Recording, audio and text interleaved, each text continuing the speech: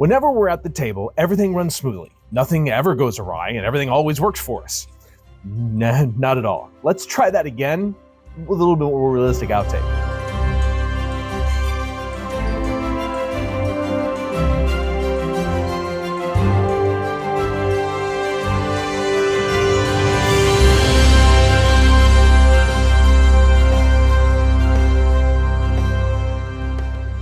As a dungeon master, problems arise all the time. You're missing your dice, you don't have your minis. All of those things have a problem. Just like right now, my tripod has gone missing. So we're gonna test out my arm strength to see how long I can actually hold my gimbal. I'll be nice and smooth, but you're gonna have a little bit different of an ending. But I've gotta deal with the problem. So let's talk about 5 ways to handle problems at the table. Way number 1 to deal with problems at your Dungeons & Dragons is roll with the punches, meaning that just move through it, come up with a solution quickly and just keep on going. While that may sound simple, dealing with the problem at hand and moving through quickly and rolling with the punches and just acknowledging the fact that there's a problem and keeping moving keeps your game moving. It's not the most ideal outcome, but it teaches you and helps you learn. The second thing to do when actually dealing with problems is expand your way of thinking. Whatever the problem is, if you're missing minis, well, use dice instead. Don't be so set that the only solution to the problem is what you had planned.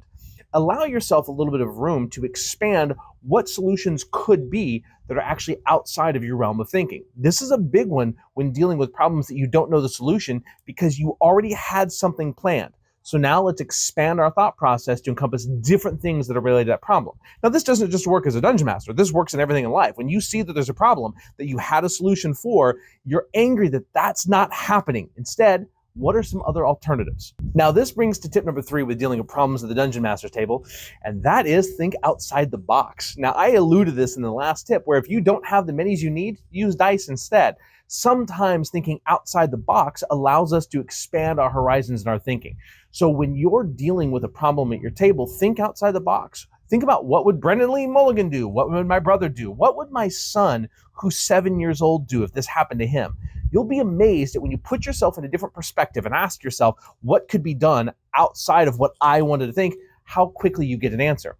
Outside the box thinking takes practice, and I encourage you to think about solutions to problems every time you come up with one, meaning that if you're going to pose your party of solutions and you're going to go from there, give it some thought. What are some things that you could do that would be outside of the box thinking? You'll be amazed at some of the answers you get. Another thing to consider when dealing with problems at your table is really admitting there is a problem.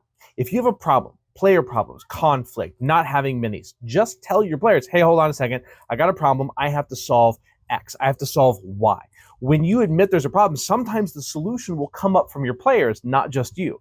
It's amazing what happens when we communicate and openly communicate and honestly communicate with our players, especially if the problem is involving something they're going to have to deal with.